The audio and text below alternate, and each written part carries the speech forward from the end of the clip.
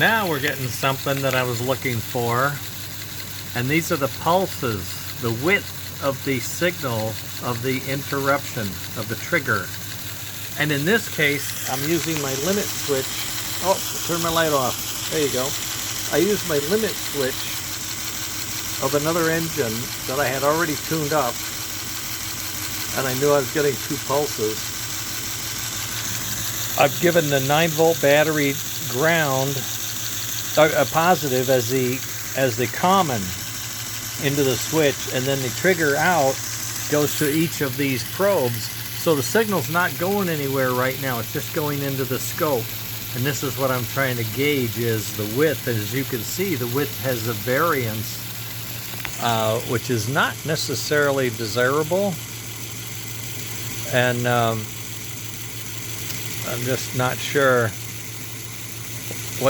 what I can do with that information. I can map it, I can see how wide it is and stuff like that, and I can verify it. But it does tell me, if I look at it one by one, you can see the difference in channel 1 versus channel 2.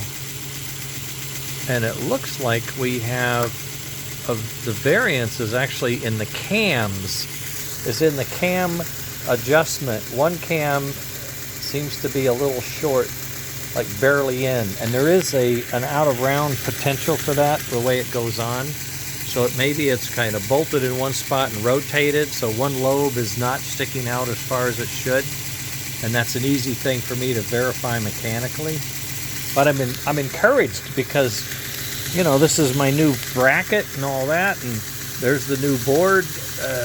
You know, if I cut it down, this board would easily fit, you know, in there or up here, narrowed down and all. So I can go ahead and assemble that. I can put these trigger inputs in. I'd be bringing the power into the circuit exactly the same way, in through the common and out through the switch. So it would work just like these guys, only it's just a little easier and not as fiddly. So this engine may be the next one that I'd go to.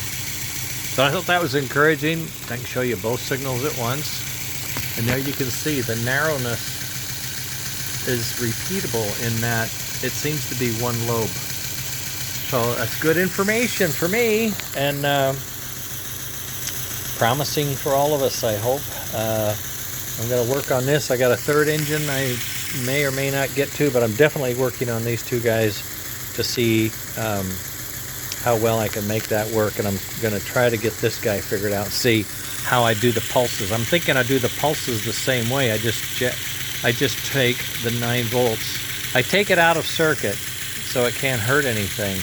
And then I put the battery on one lead and the switch on the other, and we watch them.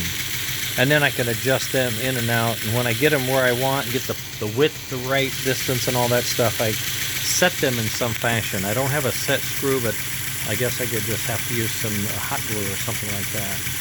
Hold them in position. But interesting, this thing turned up, it's up and idle. That's the last thing you get, is idle.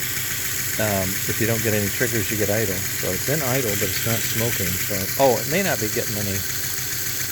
No, it's not getting any power either. So I might have unplugged it. I don't really know. Anyway, all right.